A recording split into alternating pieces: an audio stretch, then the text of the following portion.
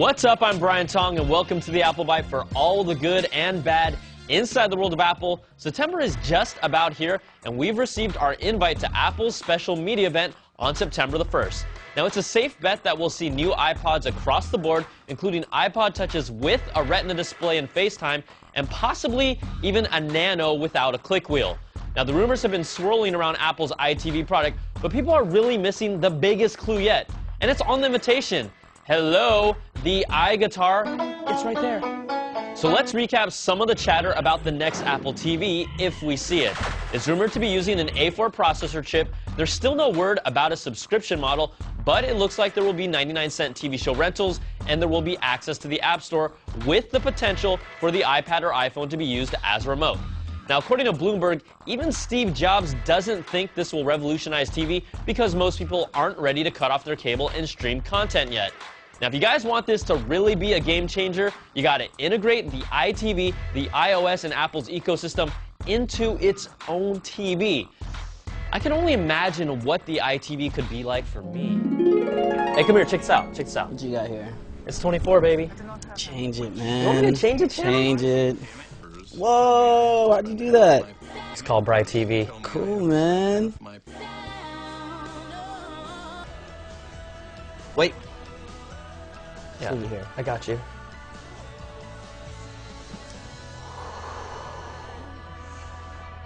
Pause. Check this out.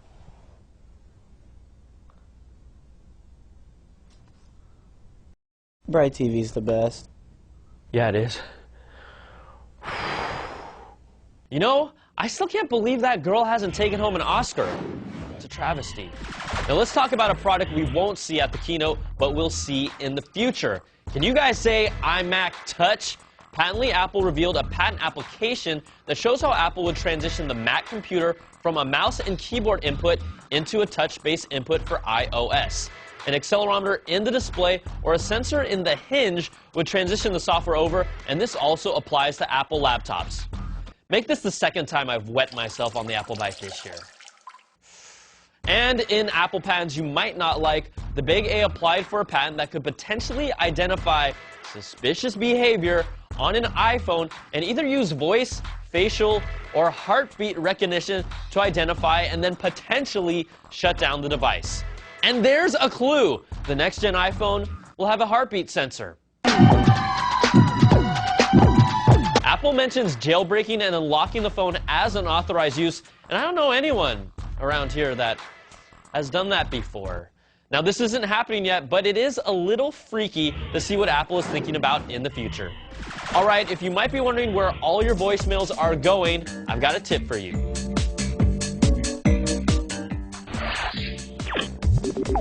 What's up, guys? Brian Tong here with CNET.com, and if you're just like me, which you aren't, you're having problems receiving voicemails on your iPhone lately. Now, the last one I received was about a month ago in July, and I can assure you my mom leaves plenty of voicemails for me on my phone. Now, if you suspect your visual voicemail isn't working, dial into your voicemail directly by holding the number 1 on your dial pad, and you'll hear a status update. You have 16 unheard messages. Now, that's a lot of booty calls you don't want to miss, so let's show you how to retrieve your missing voicemails. Go into your settings, then General, scroll to the bottom to find Reset, and you'll want to select Reset Network Settings. If you have a passcode lock, which you should, enter it in, press the magic button, and your phone will restart. This method can potentially help if your phone is having trouble accessing network data for things like surfing the web and downloading email or retrieving your voicemails. It will also reset all the Wi-Fi networks your phone automatically connects to, so you'll have to re-enter those passwords as well.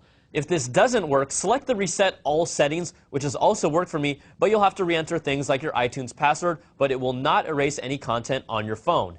Now let's give it a few moments, and voila, there are my voicemails ready for me to listen to 1 month later. Hey, Brian. I've been waiting for half an hour. Where are you? I'll be waiting.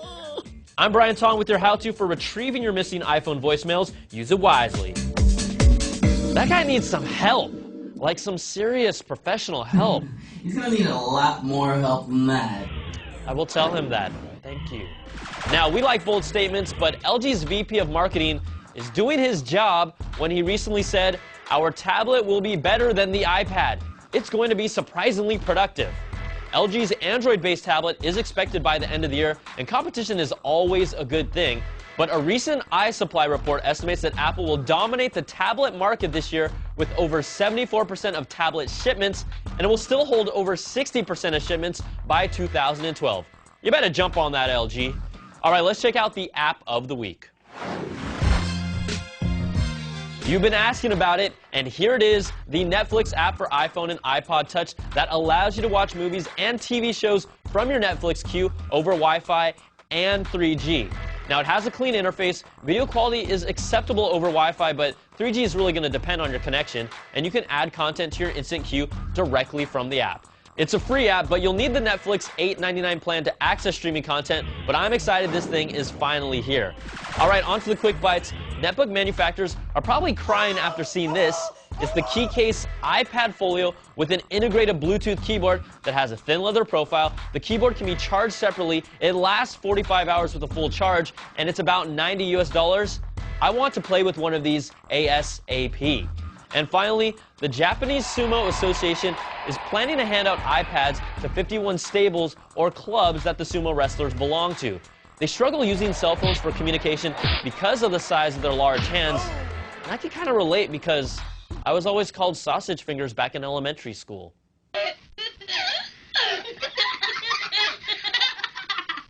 All right, that's going to do it for this week's show. Send me your emails to theapplebite@cnet.com. I'm Brian Tong. Thanks for watching. We'll see you guys next week for another bite of the apple. Bye.